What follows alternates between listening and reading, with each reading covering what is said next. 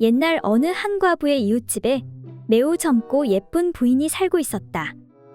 그런데 이 과부가 가만히 살펴보니 그 젊은 부인은 남편이 집을 비운 사이에 건넌 마을에 사는 노총각과 정을 통하고 있는 것 같은데 확실한 증거가 잡히지 않았다. 그래서 하루는 과부가 그 부인 집에 찾아가서 이런저런 얘기를 하다가 슬며시 거짓말로 부인을 한번 떠보았다. 저 건넌 마을에 사는 노총각 김씨 알지? 그 노총각이 며칠 전 나에게 자랑삼아 살짝 얘기하던데 말이지. 자기가 어느 날 이 집 앞을 지나가는데 부인이 억지로 자기를 끌어들여 방으로 데리고 들어가서는 바지를 벗기며 즐기자고 해서 어쩔 수 없이 한번 재미있게 해주었다고 하더군 그래. 부인, 그 노총각의 말이 사실인 것이요? 그 말이 사실이라면 조금은 자존심이 상하는 행동인데 도대체 무엇 때문에 그렇게 했어? 그 총각은 그것을 매우 자랑으로 여기던데. 이렇게 완전히 이야기를 꾸며서 슬쩍 물었다. 이 말을 들은 부인은 얼굴이 새파래지면서 분을 참지 못하고 소리쳤다. 아니, 뭐라고요? 내가 언제 자기를 끌어들였다고 그런 억울하고 수치스러운 소리를 해요? 그런 어림도 없는 소릴랑 하지 말라 그래요. 사실은 내가 우연히 그 집 앞을 지나가는데 그 노총각이 갑자기 나를 붙잡고는 억지로 자기 집에 끌고 가서 말하기를 건넌 마을 과부하고는 더 이상 못하겠다고 하도 간청하여 내 한번 정을 통했을 뿐이요. 아이고, 원통하고 분해.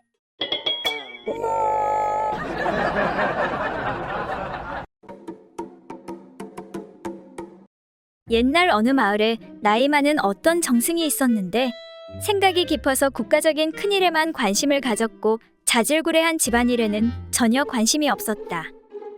한 번은 집에 있으니 머슴 덕세가 앞에 와서 호소하기를 대감마님, 제가 장작을 다 패고 나서 조금 쉬고 있는데 사머리년이 와서 저보고 맨날 놀고 잠만 잔다고 시비를 걸어 서로 싸웠습니다.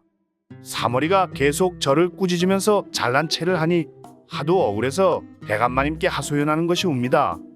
사머리 좀 야단쳐 주십시오. 라고 하는 것이었다. 이를 들은 정승은 그래, 듣고 보니 내 말이 옳구나. 그러니 나가서 하던 일이나 계속하거라. 하고 달래어서 보냈다. 얼마 후 조금 전에 덕세와 싸운 사머리가 화가 잔뜩 나서 들어와 아뢰었다. 대감마님은 잘 모르셔서 그러시지만 덕세가 이 집에서 제일 게으른 게 사실입니다. 밤에 힘쓸 줄만 알지 제대로 하는 것이 하나도 없어. 보다 못해 싸운 것이니 제 잘못이 아니고 덕세 잘못이옵니다. 그런데 그 덕세 말만 듣고 옳다고 하셨으니 저는 너무나 억울합니다. 이 말을 들은 정승이 또한 말했다. 내 말도 옳으니 울지 말고 가서 일하거라. 옆에서 이러한 정승의 처사를 보고 있던 조카가 앞으로 나와 목소리를 높였다. 아니 숙부님, 두 사람이 싸웠으니 한쪽이 옳으면 한쪽이 그른 것인데 어찌 양쪽이 모두 옳다고 하십니까? 이 말에 정승은 조카를 쳐다보고 말했다. 그래, 내 말 또한 역시 옳은 말이다. 그렇게 조카가 물러나고 잠시 후 의원에 갔다 온 부인이 대감 앞에 나왔다. 그래, 의원은 잘 갔다 오셨어? 무슨 병이라고 하더이까? 아니 글쎄, 내가 요즘 입맛이 없고 기운도 없는 것이 모두 다 양기가 부족해서 그런 것이라 하더라오.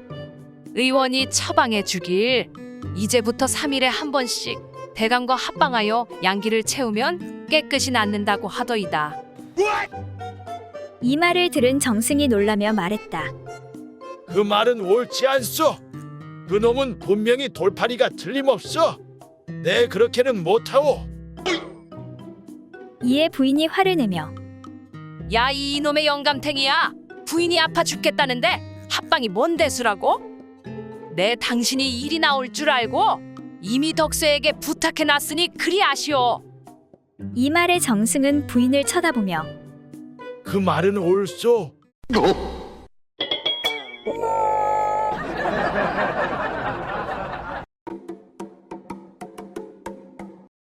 옛날 어느 절에 인색하기로 소문난 주지 스님이 있었다. 이 스님은 세격도 심해 아랫마을 김과부와 눈이 맞아 좋게 지내게 되었다. 스님, 너무 자주 오시는 거 아니요? 내 오랜만에 내려왔는데 그리 말하면 섭섭하오. 그리고는 김과부가 해오는 엿이나 떡을 다락에 감추어 놓고 다른 중들 몰래 혼자만 먹곤 하였다. 이 사실을 알게 된 젊은 사미승 하나가 배리 꼴려 견딜 수가 없었다. 그래서 어느 날 스님이 또 김과분의 집으로 내려간 틈을 타 떡을 모조리 꺼내서 다른 중들과 함께 먹어버렸다. 그런데 먹을 땐 좋았지만 먹고 나자 마음이 꺼림칙했다. 대사님께서 오셔서 꼬지람이라도 하시면 어떡하지? 이때 사미승이 큰 소리로 말했다. 꺼내 먹자고 한 건 나니까 여러분들은 무조건 내 핑계만 대시오. 하고는 모든 책임을 자기가 지겠다고 장담했다. 그날 저녁 무렵이 다 되어서야 절에 돌아온 주지 스님은 배가 출출한지라 다락에 감추어 둔 떡을 꺼내 먹으려고 다락문을 열었다. 그런데 엿과 떡은 간데없고 빈 그릇만 덜렁 남아있는 게 아닌가. 이에 화가 난 주지 스님이 중들을 불러들여 추궁하니 하나같이 이렇게 둘러대는 것이었다. 사미승이 모두 꺼내 먹었습니다. 그러자 곧 사미승을 불러 법당 부처님 앞으로 데리고 가서 단단히 버릇을 고쳐놓을 심산으로 물었다. 다락에서 떡을 꺼내 먹은 놈이 누구냐? 사미승이 아무런 대답이 없자 주지가 다시 한번 몰아붙였다. 다락에서 떡을 꺼내 먹은 놈이 누구냐니까?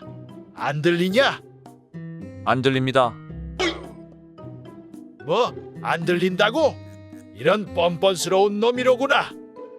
정말입니다. 스님께서 뭐라고 하시는지 하나도 안 들립니다.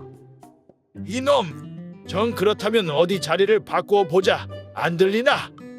자, 이쪽으로 와서 내가 한번 말해 보거라. 이윽고 자리를 바꾼 사미승은 주지 스님을 향해 말했다. 대낮부터 아랫마을 김과부랑 자고 온 놈은 누구냐? 주지가 대답할 리가 없었다. 아랫마을 김과부랑 자고 온 놈이 누구냐니까. 그러자 주지 스님이 얼굴을 붉히며 낮은 목소리로 말했다. 과연 이쪽으로 오니까 전혀 안 들리는구나. 이렇게 해서 중들은 위기를 넘길 수 있었다.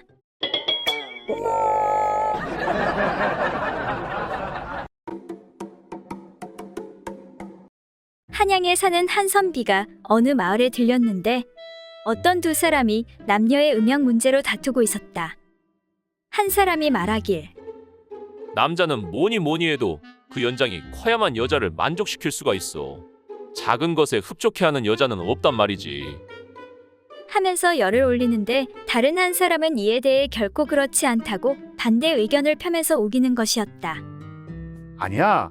남자가 여자를 만족시키는 것은 그 연장의 크고 작음에 관계되는 것이 아니라 어떻게 해주느냐 하는 기술에 달려있단 말이야.